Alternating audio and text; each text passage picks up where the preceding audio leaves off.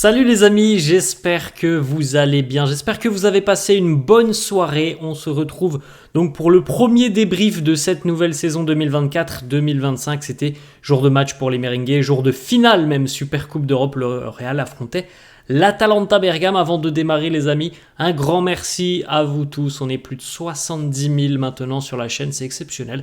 Merci franchement les amis, ça fait hyper plaisir, toujours autant de soutien. C'est grâce à vous tout simplement que la chaîne performe, c'est grâce à vous aussi que je m'éclate à vous proposer des vidéos quasi quotidiennement, parce que voilà, c'est très rare que je ne sorte pas de vidéos, donc merci à vous tous les amis, ça fait hyper plaisir.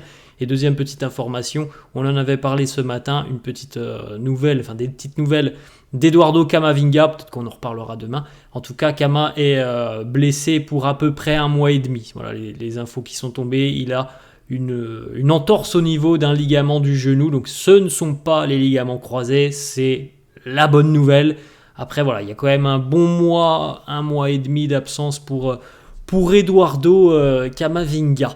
On démarre les amis avec le titre. Le Real démarre très bien cette nouvelle campagne par un succès et un premier trophée, le 4e trophée de l'année civile 2024, le premier trophée et on espère que ça ne sera pas le dernier de la saison 2024-2025. Le Real est champion d'Europe, super champion d'Europe, je ne sais pas comment on pourrait le dire. En tout cas, les Merengues ont triomphé ce soir des Italiens de l'Atalanta Bergame sur le score de 2-0. Tout s'est passé en seconde mi-temps. C'est vrai qu'on a eu une première période assez insipide, on n'a pas vu grand chose, que ce soit du côté du Real, pas vu grand chose non plus côté italien. Après, c'est tout à fait logique aussi les amis, hein, c'est le premier match de la saison, on voit bien qu'il n'y a pas encore tout à fait tous les automatismes, que peut-être physiquement aussi il y a des petits manques, hein, c'est normal, c'est le premier match, mais en tout cas on a quand même vu sur la seconde mi-temps de très bonnes séquences côté Merengue, et le Real a pris le dessus sur cette rencontre au cours de la seconde mi-temps. Buteur Fede Valverde, 59e minute, et puis à peine 10 minutes plus tard, pour son premier match, évidemment, l'histoire elle est belle, et on s'en doutait un petit peu pour le premier match. Kylian Mbappé qui débloque déjà son compteur dès ses premières minutes sous les couleurs du Real. Kylian qui marque à la 68e minute et qui sortira ovationné par le public à la 82e. D'ailleurs, comme tous les joueurs du Real qui sont sortis en seconde mi-temps, tous ont été ovationnés par le public présent en Pologne. Donc 2-0 pour le Real qui remporte cette super coupe d'Europe après une première mi-temps où le début de rencontre avait été plutôt intéressant. D'ailleurs, vous avez la timeline, comme d'habitude, les amis, le début de rencontre plutôt intéressant. Donc en vert côté Real, en bleu côté bergamasque. Donc la première mi-temps, vous voyez que c'est pas passé grand-chose quand même. Mis à part le bon début de rencontre, par la suite, on n'a pas vu grand-chose. On a quand même plutôt vu l'Atalanta dominer en termes de possession sans trop se montrer dangereux. Ils ont touché la barre transversale, c'était un petit peu chanceux sur une déviation de Militao à peu près à la 30e. Sinon côté Real, on a eu une grosse opportunité pour Rodrigo juste avant la mi-temps, il va toucher la barre transversale d'ailleurs, et puis il y avait eu une belle situation aussi pour Mbappé après peut-être une petite quinzaine de minutes, une frappe qui, à mon avis, si elle n'est pas contrée par le défenseur italien, elle va certainement au fond, mais voilà, il s'était déjà montré dangereux Mbappé en première période, et par contre vous pouvez le constater indirectement, la seconde mi-temps qui est très largement à la faveur du Real. Juste après la parade déjà très importante de Thibaut Courtois en tout début de seconde mi-temps, il y a eu un arrêt, et c'est d'ailleurs le seul arrêt qu'a eu à réaliser aujourd'hui Thibaut Courtois, parce que bon, les Italiens n'ont quand même pas été très dangereux ce soir, et il y a eu un arrêt à faire, un très bel arrêt d'ailleurs, c'est vraiment une grosse parade, il est allé la chercher, cette balle sur une tête d'un attaquant italien, il s'est déployé Thibaut pour aller l'enlever, et c'est un petit peu à ce moment-là justement que le Real a commencé à prendre la main sur cette rencontre, à mettre le pied sur le ballon et à appuyer fort sur la défense italienne qui a quand même beaucoup souffert en seconde mi-temps, avec donc une grosse séquence d'une vingtaine de minutes où le Real a été extrêmement dominant et extrêmement dangereux. Les statistiques complètes de la rencontre: 52% de possession côté madrilène, 48% évidemment côté italien, 13 tirs à 7 pour les merengues. Vous pouvez jeter un petit coup d'œil les arrêts du gardien. Thibaut a un arrêt à faire. Par contre, c'est vraiment un gros arrêt qu'il a réalisé.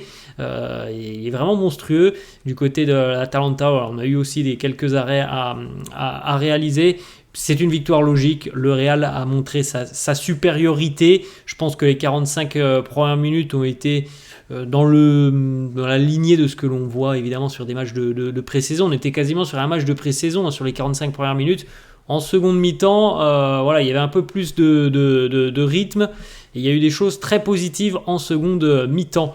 La compo d'équipe concoctée par Carlo donc pour affronter les Italiens de l'Atalanta: Courtois évidemment dans les buts, Militao et Rudiger en charnière, Mendy à gauche, Carvajal à droite, milieu de terrain composé de Tchouaméni, Valverde, Bellingham, grosso modo numéro 10, Vinicius à gauche, Mbappé en pointe et Rodrigo à droite. Alors après, comme évoqué déjà depuis à peu près 2 mois les amis, les attaquants, le trio d'attaquants a eu beaucoup de liberté.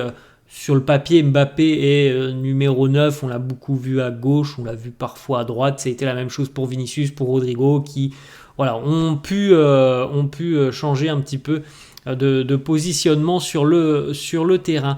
La bonne prestation de Thibaut Courtois, rassurant dans les buts, avec encore une fois un nouveau clean sheet. Il les a enchaînés sur la fin de saison dernière, Thibaut, et il redémarre sur les mêmes bases, et un arrêt exceptionnel. Il y a encore 0-0 quand Thibaut réalise cet arrêt incroyable.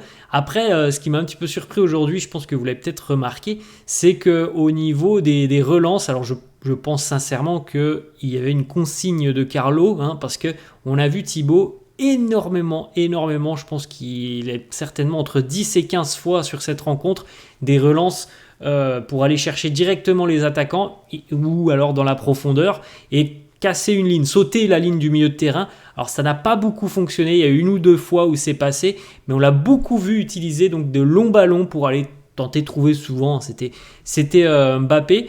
Je pense que ça peut être une arme. Par contre, je trouve que ce soir, ça a été peut-être un petit peu trop utilisé. Et parfois, sur la première mi-temps, où l'Atalanta était peut-être un peu mieux à partir de la 20e, on a parfois rendu des ballons comme ça 2-3 fois consécutivement de la part de Thibaut. Et ça m'a un petit peu surpris ce soir. Mais je pense que là derrière, il y avait quand même une consigne de Carlo. Parce qu'on l'a vu énormément de fois, je trouve, relancer très très long Thibaut.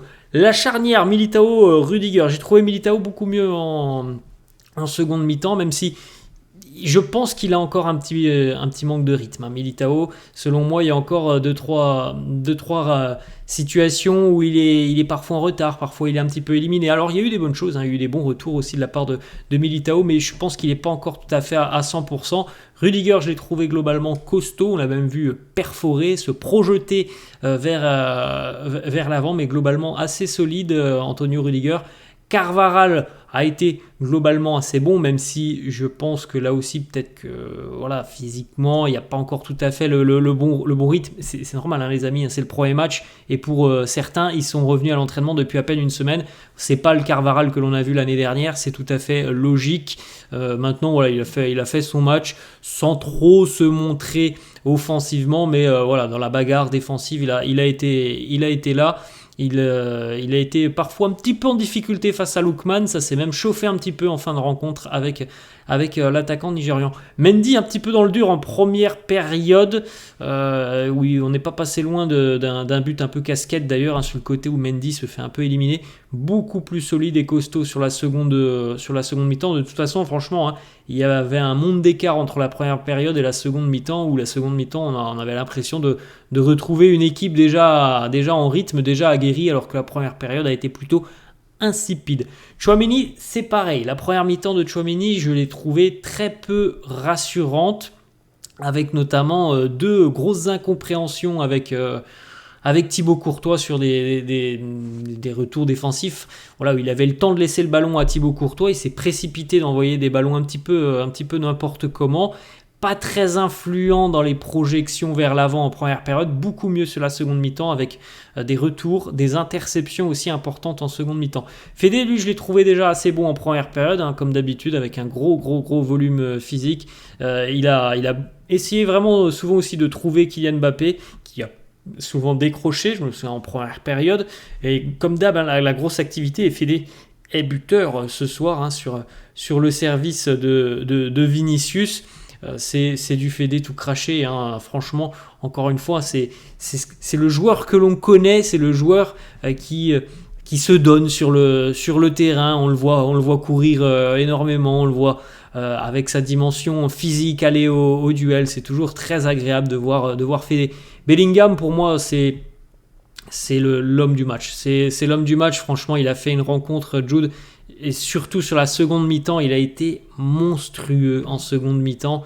J'ai l'impression que, franchement, ça fait peut-être que 6 jours, 7 jours qu'il il a des entraînements dans les jambes, mais là j'ai l'impression de voir quelqu'un qui est déjà très très très en rythme. La seconde mi-temps de Bellingham, c'est un régal, il s'est amusé. Alors il délivre de nouveau une passe D, en plus je m'en souvenais les amis, on en a parlé ce matin, il a délivré des passes D sur toutes les finales qu'il a jouées en 2024, et bien il a récidivé ce soir, il a délivré une passe décisive pour Kylian Mbappé, il a failli marquer en première période sur un service de Vinicius, il a eu aussi des situations pour marquer en seconde mi-temps, il est impliqué sur le premier but, il a fait des différences incroyables, il a trouvé des lignes de passe complètement dingues, il a éliminé grâce à sa faculté d'orienter le ballon, de mettre son corps devant le joueur.